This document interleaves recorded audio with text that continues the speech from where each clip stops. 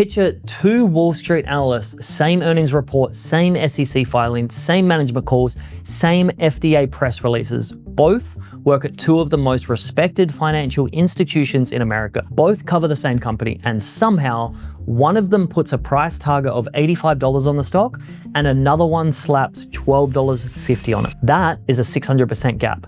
The stock is HIMS and Hers Health, and the analyst disagreement right now is one of the most extreme I have ever seen for a company this size. Today, we're going to settle it. So by the end of this video, I want you to walk away with a couple of things. The complete bear case, why Boffa at $12.50 and Citi at $13.25 are not crazy. Also, the complete bull case, why BTIG at 60 and Barclays at 29 are not crazy either, and the three specific debates that explain the entire 600% gap between these targets, and my honest read on who is closer to right. Let's get into it. Welcome to the game, it's the Instant Stocks by Mikhail Kuhar. But before we do, if you don't know who I am, my name is Mikhail and I'm a partner at X10 Day Trade, where we have built a complete done-for-you trading service. And over the last 7 months, we have 6 months that have been profitable. In a market like this, I cannot tell you how many people are blowing accounts or having massive drawdowns. See, our highest value is capital preservation. That's why we never risk more than 5% of your portfolio per trade, and we can also build compounding results like 5 to 15% returns every single month.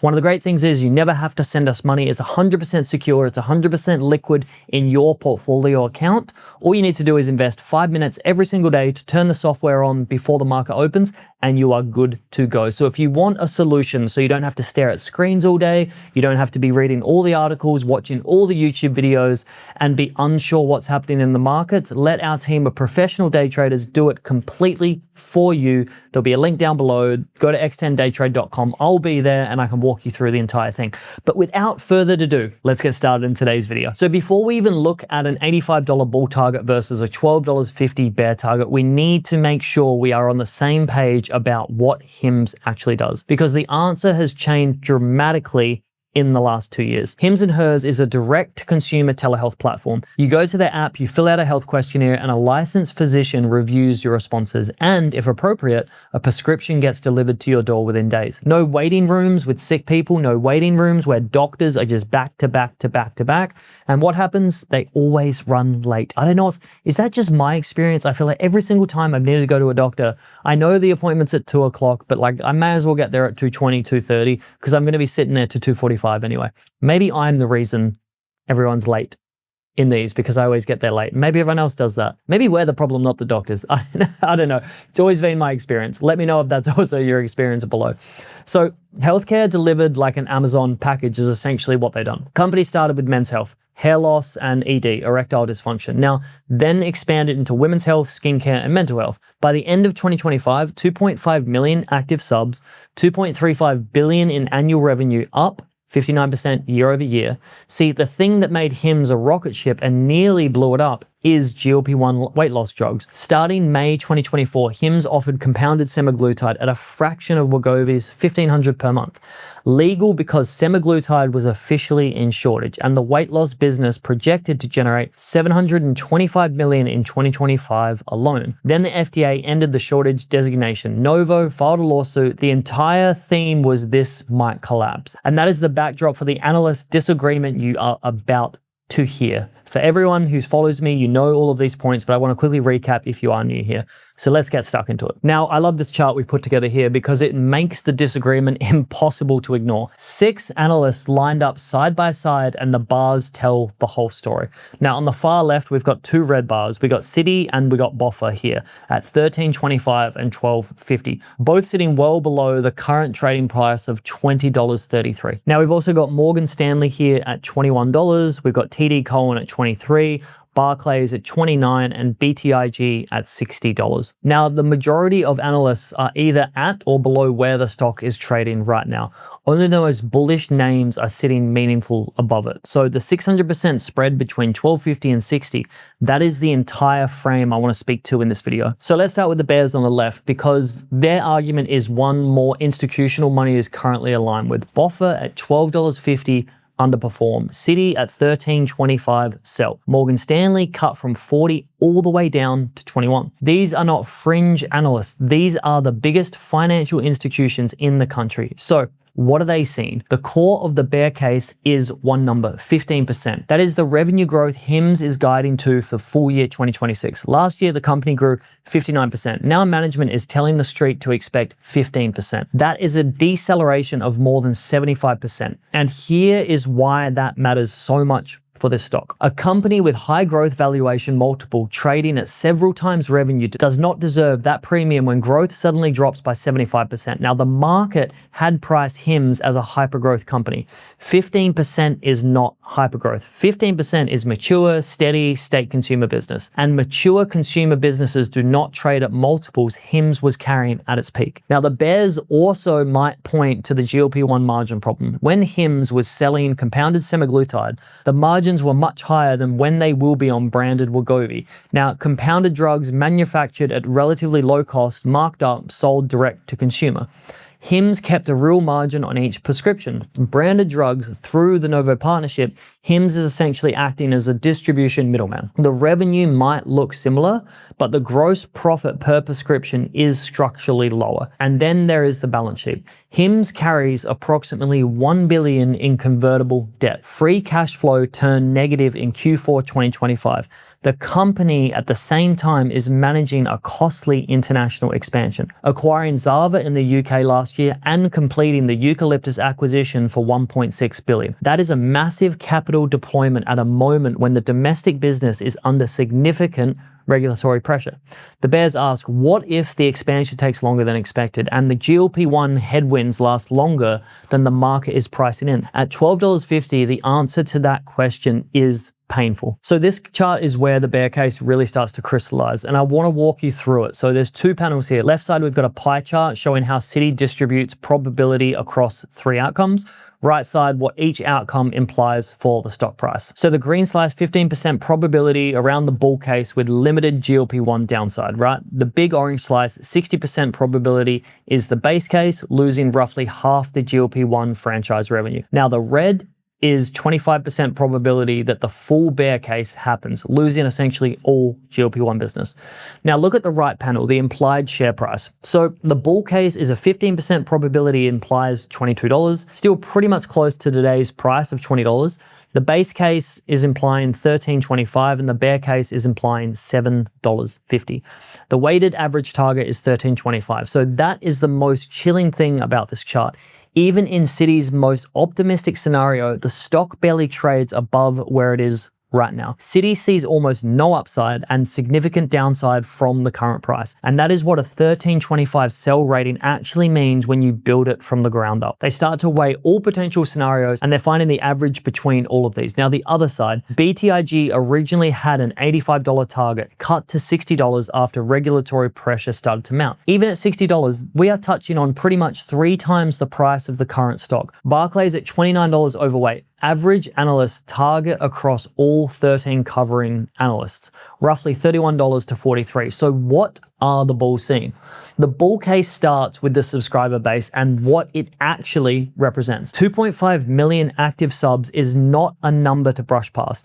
These are people who have already opted into a healthcare as a subscription, already comfortable receiving medications through the mail, already have payment information saved on the platform, already demonstrated willingness to pay recurring monthly fees for health products, and already are getting better service every single month from the AI MedHealth integration that they have on the inside. The other thing I love about subscription-based models is the recurring income and predictable income and cash flow you have knowing those people are coming back every single month. Because once you measure the churn is essentially the percentage of people that leave every single month, you then can start to project how much you're going to make the month after. And here is the retention data that the bulls keep coming back to. HIMS reported its GLP-1 customers had a 6-month discontinuation rate of just 25%. That means after 6 months, only 25% of people would churn and they would stop their usage. The industry average at the same time points to 80%. HIMS is better at keeping patients on treatment than basically every other channel available.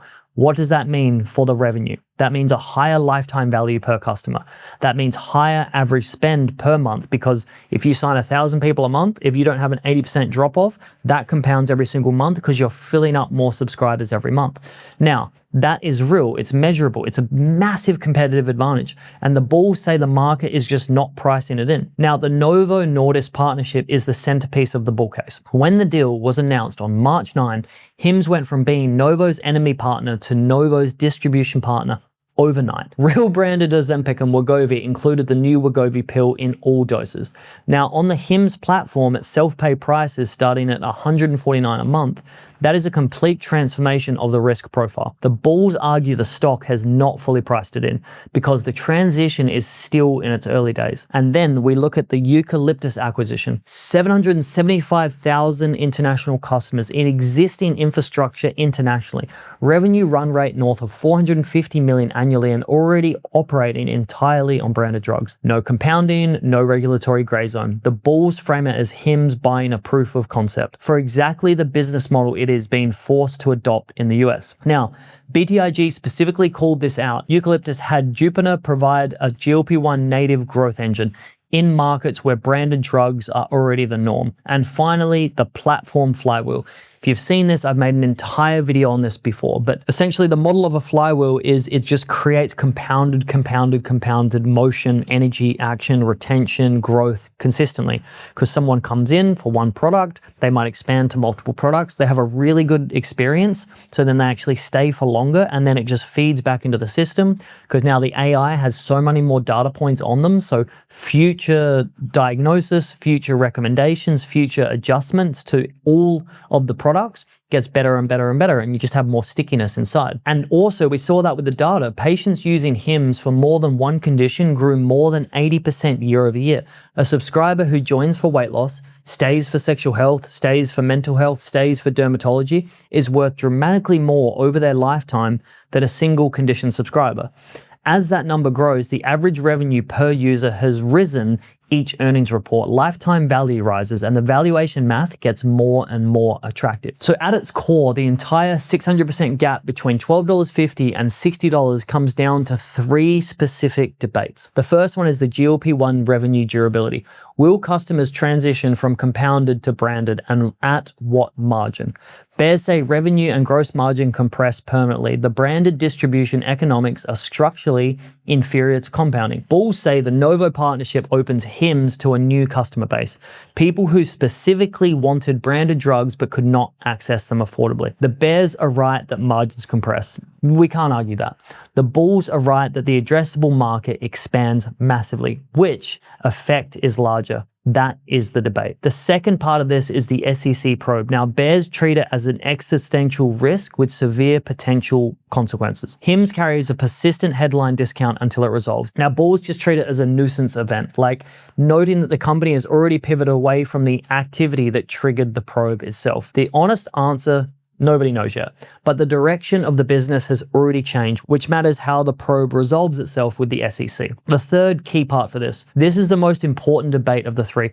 Bears think HIMS is essentially a GLP-1 pharmacy that was temporarily earning great margins in a legal gray zone. Take away the gray zone, and what you have left is a decent but unremarkable subscription telehealth business. Now, bulls think it is a multi-product consumer health platform with a powerful flywheel that when people come in, stickiness, retention, everything grows. That compounds in value with every subscriber who adds a second condition. The 80% growth in multi-condition subscribers is the data point the bulls keep pointing to. If that trend continues, the long-term value of the subscriber base is substantially higher than the bears are modeling. So the big question, who is right? I'm going to give you my honest read on the situation. The $12.50 target is the tail risk, not the base case. For it to be right, you need multiple bad things happening simultaneously. Meaningful SEC penalties, a near complete GLP-1 revenue collapse, and the international expansion been very, very disappointing. Each of those individually is possible. All three together is a lower probability scenario, and $12.50 essentially prices in all three at once. The bears are right to be nervous. They may be double and triple counting the risks that could potentially happen. Now, the $85 target or even $60 target requires things to go right that have not gone right yet. The Novo partnership needs to demonstrate it can drive revenue. Eucalyptus needs to have a smooth integration. The SEC needs to resolve clearly, and the growth needs to reaccelerate. That is a lot of execution to bank in the next 12 months. Now, the most intellectually honest answer in this is the consensus range of $31 to $43 is probably in the right ballpark. If the company executes even adequately on the Novo partnership and international expansion, that implies 40% to 70% upside from current prices. Meaningful upside, but not a smooth path. There will be bad quarters. There will be scary headlines. Now, the 600 gap between the bull and bear target is not a sign that analysts are incompetent. It is a sign HIMS is genuinely at an inflection point where the outcome is legitimately wide. That makes it high risk, high reward. So now you can understand partially where these prices come from. The rest is up to you moving forward. I know in 2026, we have some massive potential headline swings that can really see this stock shoot up. The Eucalyptus acquisition will not be included in the Q1 earnings report because they're still in a closing phase. The Q2 report will start to get more of that. We had the peptide facility that could be coming out potentially later on this year. We also had the deal with Lilly. So all of these things that could swing the stock. We saw what happened with just the Nova news. What happened to the stock? Imagine we get 3 or 4 of these things in the space of a couple of months. What do you think will happen to the stock? Either way, do your own research. This could probably be part of your research. And if you want to find out more on what's happening on HIMS every single day, every scenario, story, headline, we break it down here so we can give you a better, more informed decision going forward. As always, I'll see you in a video tomorrow.